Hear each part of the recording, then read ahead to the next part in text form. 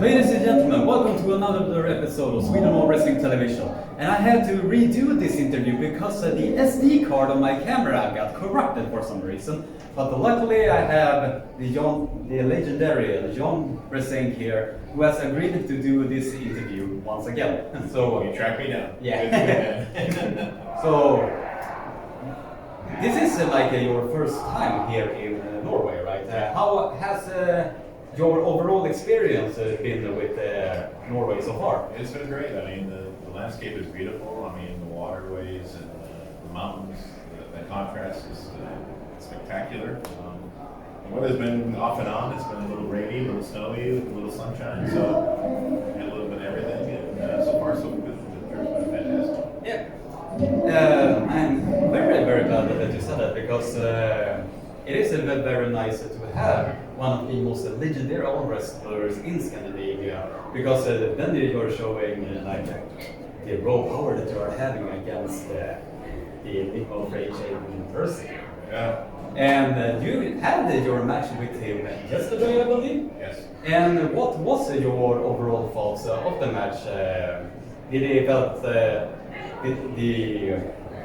did you feel the power that he had? It's about what I expected. I expected him to be, he's a little bit smaller individual than myself, so he's a little stockier, a little shorter forearm, but very strong hand and wrist. So I knew his back pressure, his pronation was going to be very difficult to control.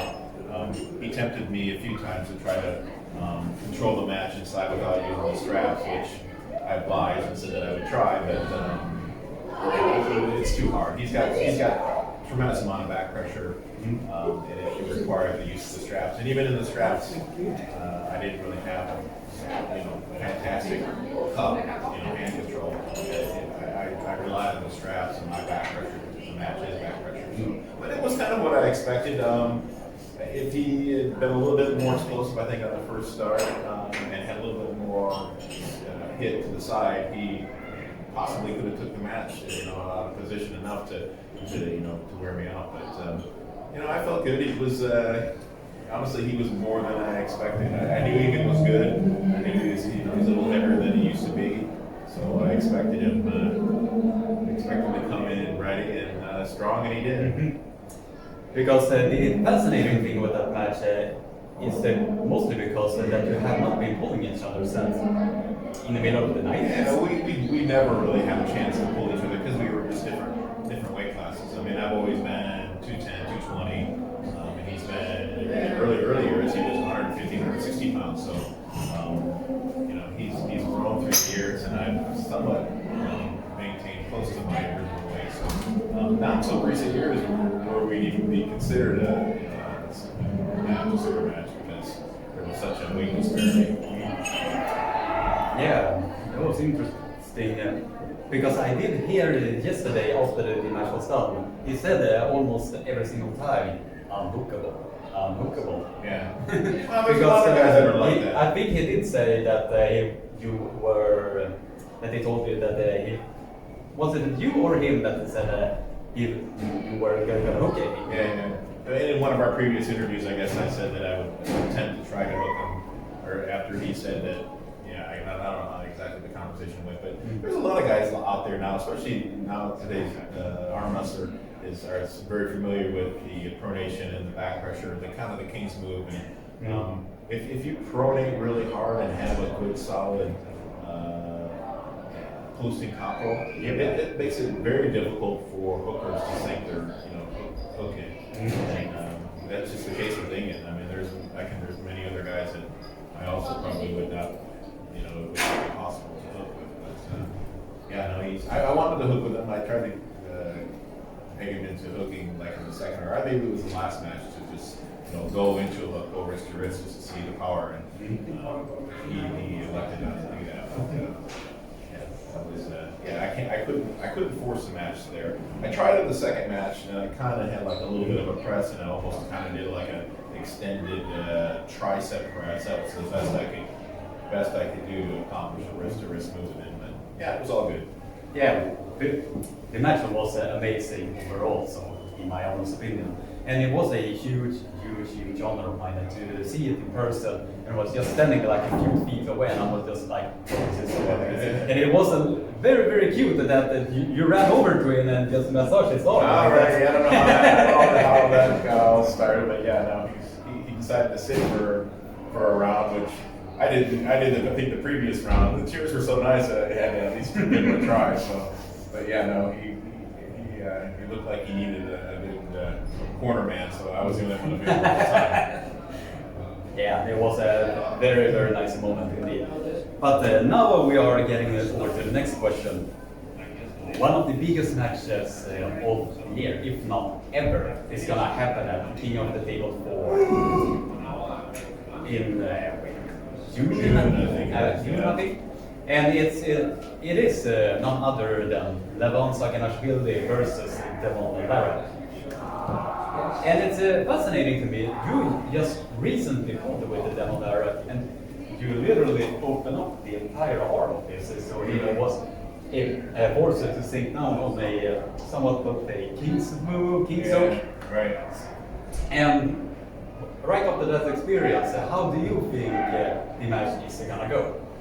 Well, Levon's got a lot more cupping strength than I probably do, so that will be a key to determining whether or not he'll be able to control that pronation and that sticking point that Devon has. If he's not able to do it, it's going to be a long day for Levon. I mean, I think Devon has good chances to win, but I don't suspect we'll see Devon controlling the match from the center of the table to the offensive position. I think Levon is probably going to dictate and control the match quite close to the pad. Whether Devon can stop it, we'll have to see. And, you know, of course, if he does stop it, then the tide will change and it'll shift, and then it has chances even at the beginning of the match to start offensive, because Devon's endurance is just crazy out there. It's good. So we've yet to see how Levon responds to some of the tactics that he'll be up against. You know, that is, yeah.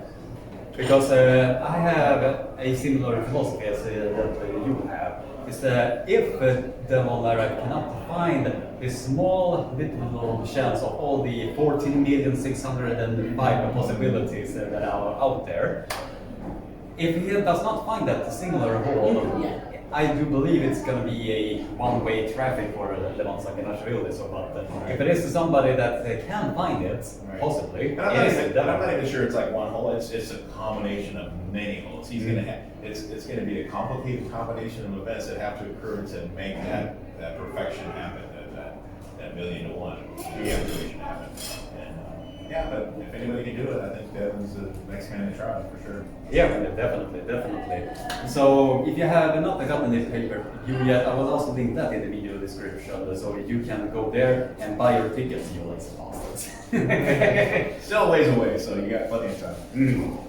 So now you have been in this sport for almost 31 years. So you have been all over the place, over the top, Solitaire, A1, now King of the Table, and all of that.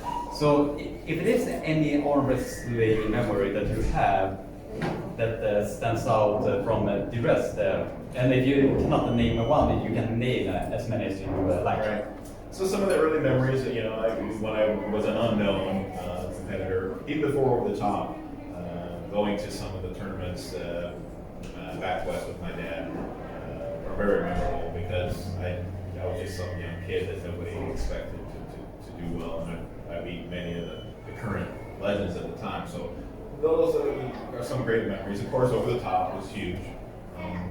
The biggest tournament to date, still probably for myself personally, the semi-truck, and in a lot of countries, and Over the Top opened the eyes of many countries, such as even here. So very memorable event. That's 1986. I mean, that's 35 years now, and by calculations, 37 years ago. So there are plenty of tournaments in between. I mean, we talked yesterday that Lottie Tour was always a big, huge event, and in particular the match that I had with Dennis Plainbow. My super match with Dennis in Las Vegas was